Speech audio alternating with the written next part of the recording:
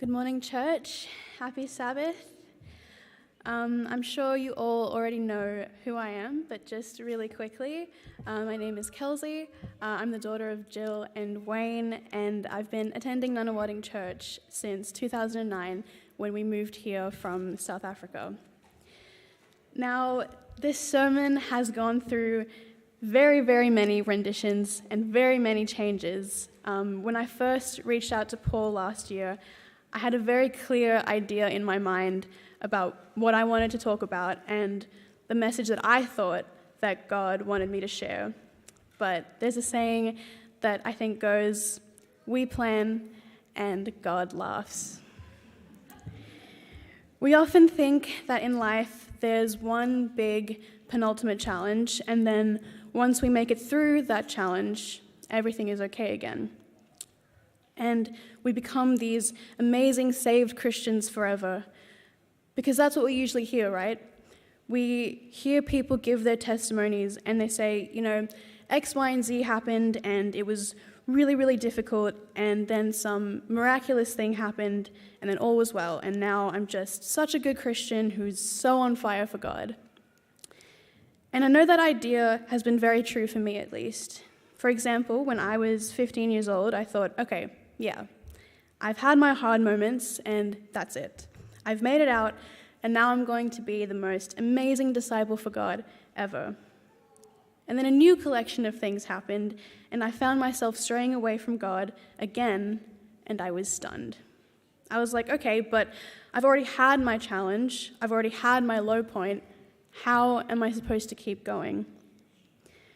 And those moments happened again and again and again, and it will continue happening for all of us for as long as you and I are alive.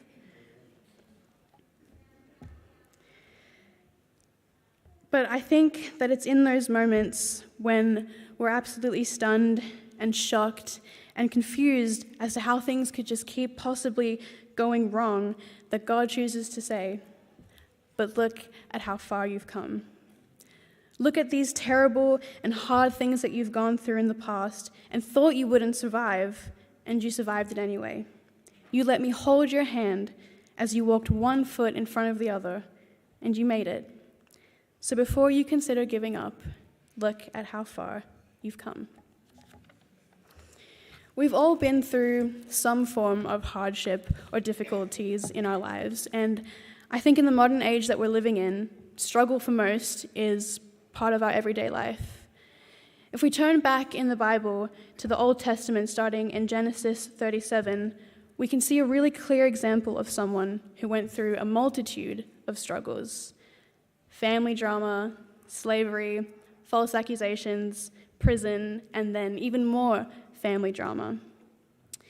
We're all very familiar with the story of Joseph. It's a classic example that we look at and what we use to teach even young children about what perseverance looks like. Joseph gets sold into slavery by his brothers and eventually ends up working for Potiphar. We read in chapter 39, verses 2 to 4, that, and all the verses that I mentioned will be up on the slideshow, "The Lord was with Joseph so that he prospered, and he lived in the house of his Egyptian master. When his master saw that the Lord was with him and that the Lord gave him success in everything he did, Joseph found favor in his eyes and became his attendant. Potiphar put him in charge of his household, and he entrusted to his care everything he owned."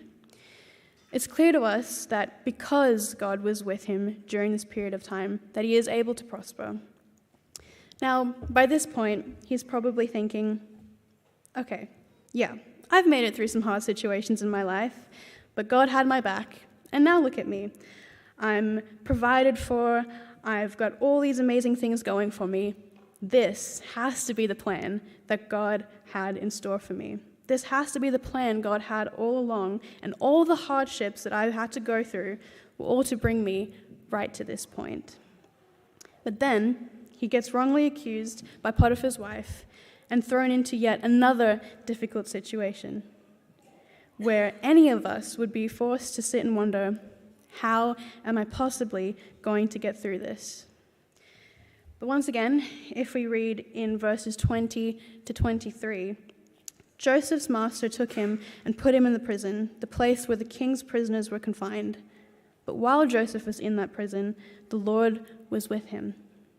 He showed him kindness and granted him favor in the eyes of the prison warden. So the warden put Joseph in charge of all of those in prison, and he was made responsible for all that was done there. The warden paid no attention to anything under Joseph's care because the Lord was with Joseph and gave him success in whatever he did.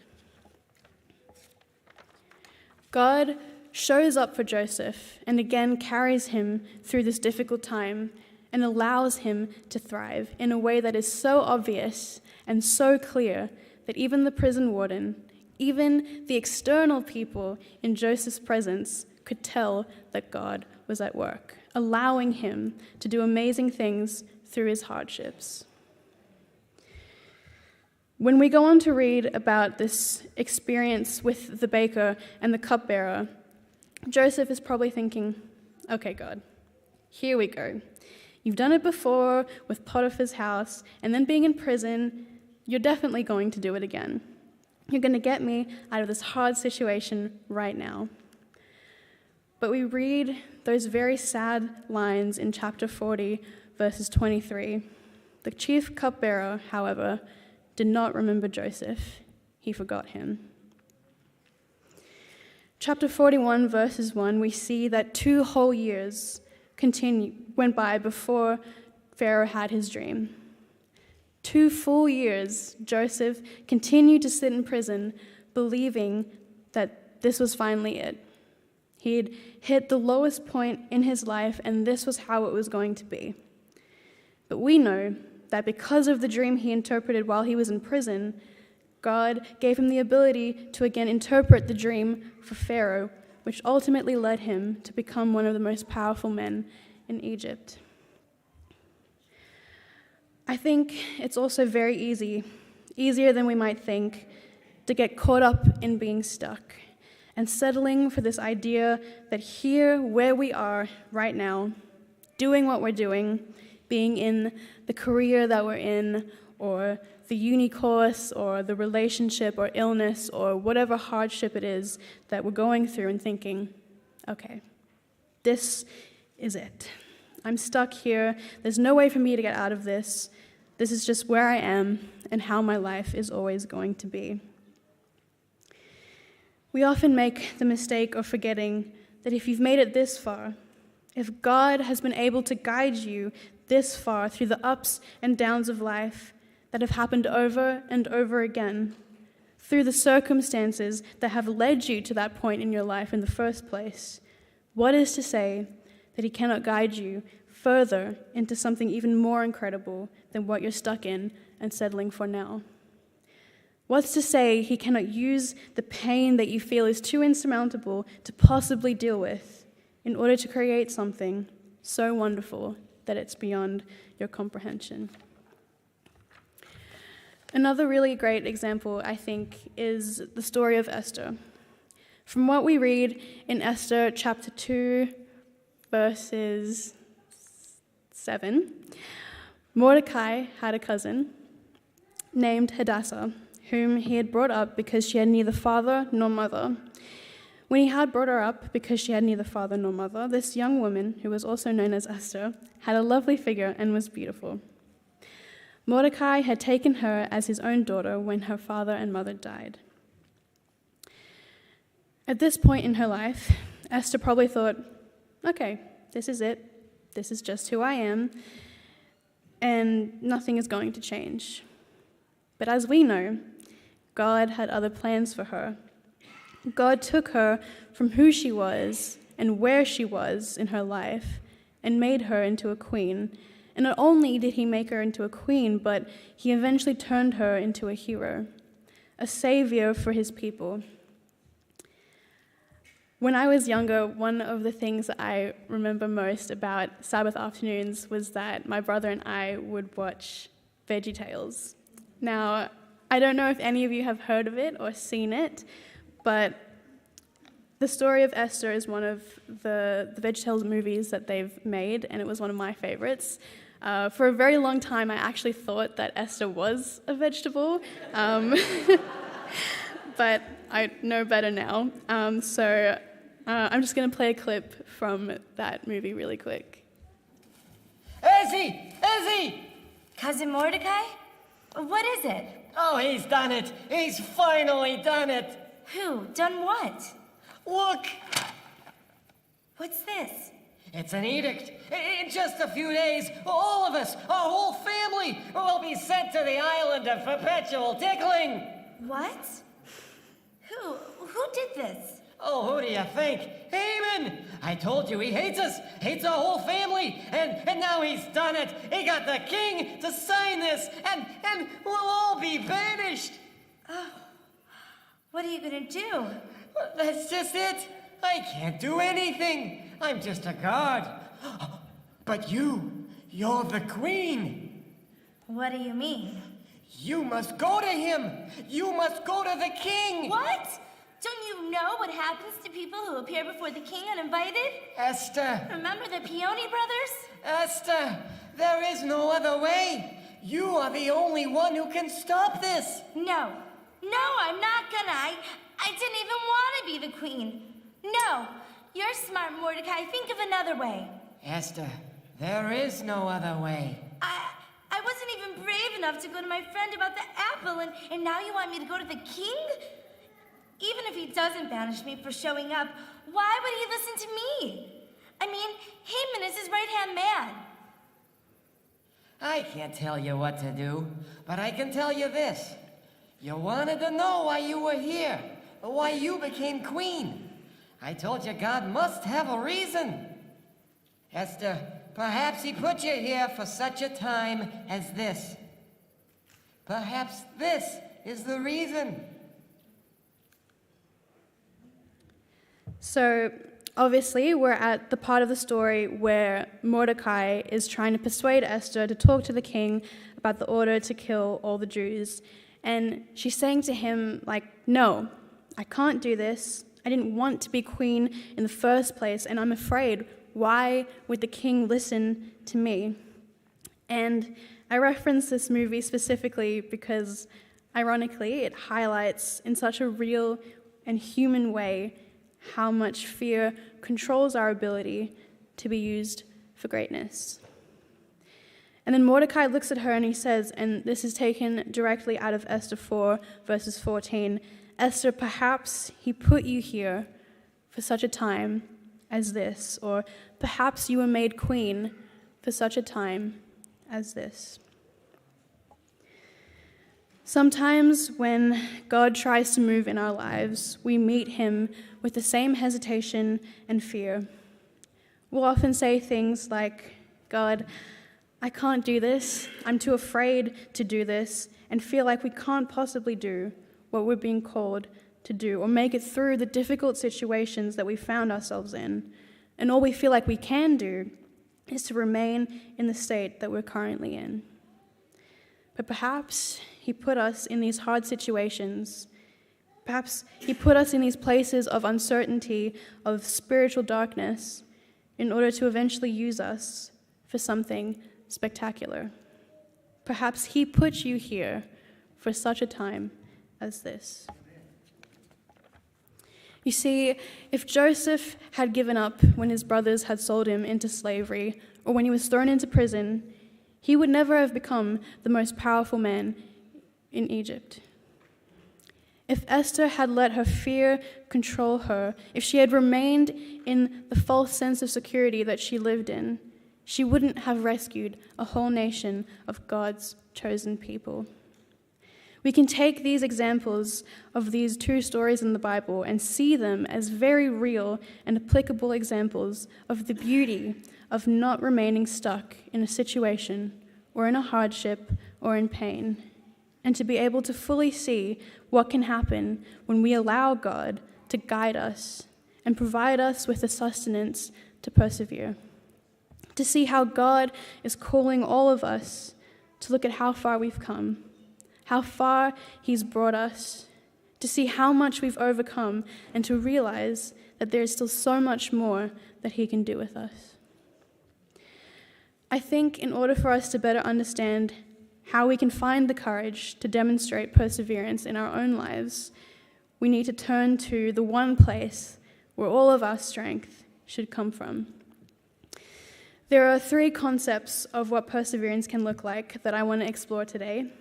The first one comes from Exodus 14, verses 13 to 14, and it says, "Moses reminded the people to put their faith in God.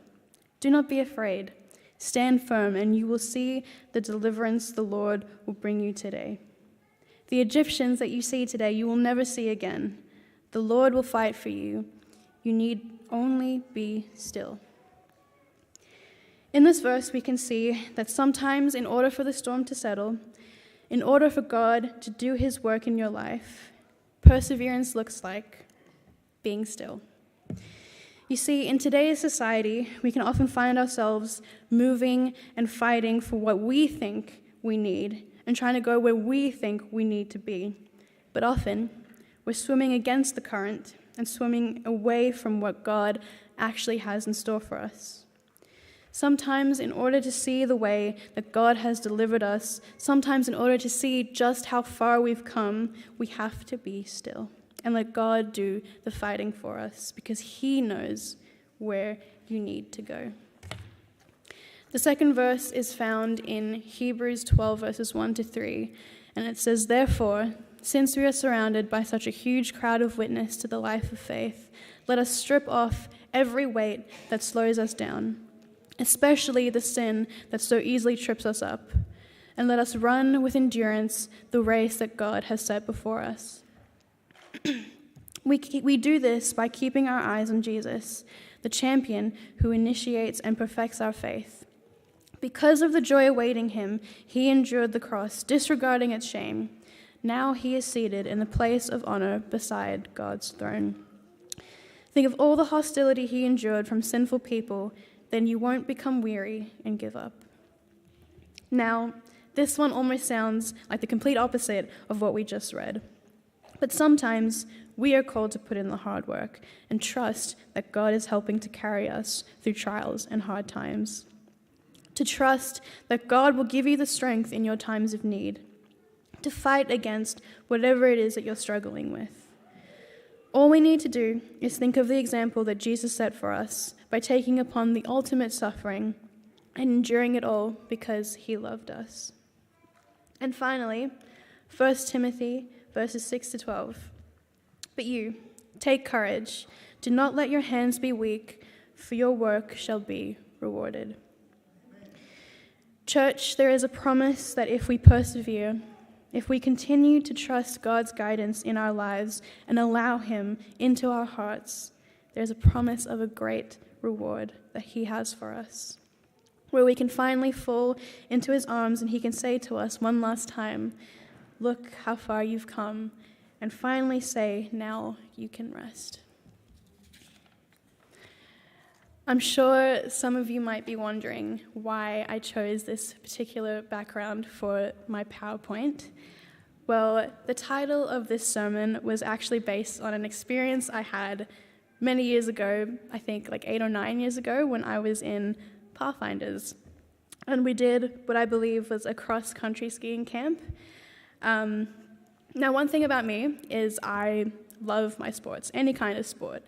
And another important thing to note is that I am very clumsy.